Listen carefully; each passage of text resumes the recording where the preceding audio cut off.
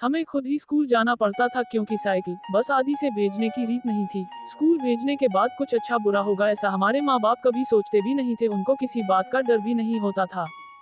Pass fail यानी ना पास, यही हमको मालूम था। परसेंटेज प्रतिशत से हमारा कभी संबंध ही नहीं रहा। ट्यूशन लगाई है ऐसा बताने में भी शर्म आती थी, क्योंकि हमको ढपोर शंख समझा जा सकता था। किताबों में पीपल के पत्ते, विद्या के पत्ते, मोरपंख रखकर हम होशियार हो सकते हैं, ऐसी हमारी धारणाएं थी। कपड़े की थैली में, बस्तों में और बाद में लोहे की पेटियों में किताब कॉपियां बेहतरीन तरीके से जमा कर रखने में हमें महारत हासिल थी। हर साल जब नई क्लास का बस्ता जमाते थे उसके पहले किताब कापी के ऊपर रद्दी पेपर की जिल्द चढ़ाते थे और यह काम लगभग एक वार्षिक उत्सव या त्योहार की तरह होता था। साल खत्म होने के बाद किताबें बेचना और अगले साल की पुरानी किताबें खरीदने में हमें किसी प्रकार की शर्म नहीं होती थी, क्योंकि तब हर साल न किताब बदलती थी और न ही पाठ्यक्रम। हमारे माता पिता को हमारी पढ़ाई का बोझ है ऐसा कभी लगा ही नहीं। किसी दोस्त के साइकिल के अगले डंडे पर और दूसरे दोस्त को पीछे करियर पर बिठाकर गली गली में घूमना हमारी दिनचर्या थी। इस तरह हम ना जाने कितना घूमे होंगे।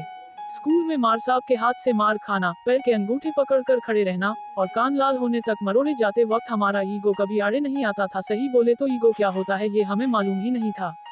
घर और स्कूल में मार खाना भी हमारे दैनिक जीवन की एक सामान्य प्रक्रिया थी। मारने वाला और मार खाने वाला दोनों ही खुश रहते थे। मार खाने वाला इसलिए क्योंकि कल से आज कम पिटे हैं और मारने वाला है इसलिए कि आज फिर हाथ धो लिए। बिना चप्पल जूते के और किसी भी गेंद के साथ लकड़ी के पट्टियों से कहीं पर भी नंगे पैर क्रिकेट खेलने में क्या सुख था वह हमको ही पता है। हमने पॉकेट मनी कभी भी मांगी ही नहीं और पिताजी ने भी दी नहीं, इसलिए हमारी आवश्यकता भी छोटी छोटी सी ही थी। साल में कभी कभार एक आध बार मेले में जलेबी खाने को मिल जाती थी तो बहुत होता था, उसमें भी हम बहुत खुश हो लेते थे। छोटी मोटी जरूरतें तो घर में ही कोई भी पूरी कर देता था, क्योंकि परिवार संयुक्त होते थे। दिवाली में लिए गए पटाखों की लड़ को छुट्टा करके एक एक पटाखा फोड़ते रहने में हमको कभी अपमान नहीं लगा। हम हमारे माँ बाप को कभी बता ही नहीं पाए कि हम आपको कितना प्रेम करते हैं, क्योंकि हमको आई लव यू कहना ही नहीं आता था। आज हम दुनिया के असंख्य धक्के और टॉन्ट खाते हुए और संघर्ष करती हुई दुनिया का एक हिस्सा है।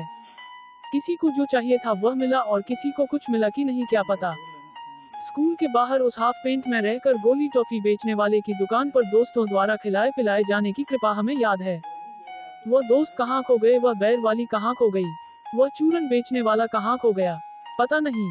हम दुनिया में कहीं भी रहे पर यह सत्य है कि हम वास्तविक दुनिया में बड़े हुए हैं। हमारा वास्तविकता से सामना वास्तव में ही हुआ है। कपड़ों में सिलवटें ना पड़ने देना और रिश्तों में औपचारिकता का पालन करना हमें जमा ही नहीं। सुबह का खाना और रात का खाना, इसके सिवा टिफिन क्या था हमें अच्छे से मालूम ही नहीं। हम अपने नसीब को दोष नहीं देते, जो जी रहे हैं वह आनंद से जी रहे हैं और यही सोचते हैं। और यही सोच हमें जीने में मदद कर रही है। जो जीवन हमने जिया उसकी वर्तमान से तुलना हो ही नहीं सकती। हम अच्छे थे या बुरे थे नहीं मालूम, पर हमारा भी एक जमाना था, वो बचपन हर गम से बेगाना था। हमारा ये आर्टिकल कैसा लगा हमें कमेंट करके जरूर बताएं, तथा लाइक, शेयर और सब्सक्राइब अवश्य करें।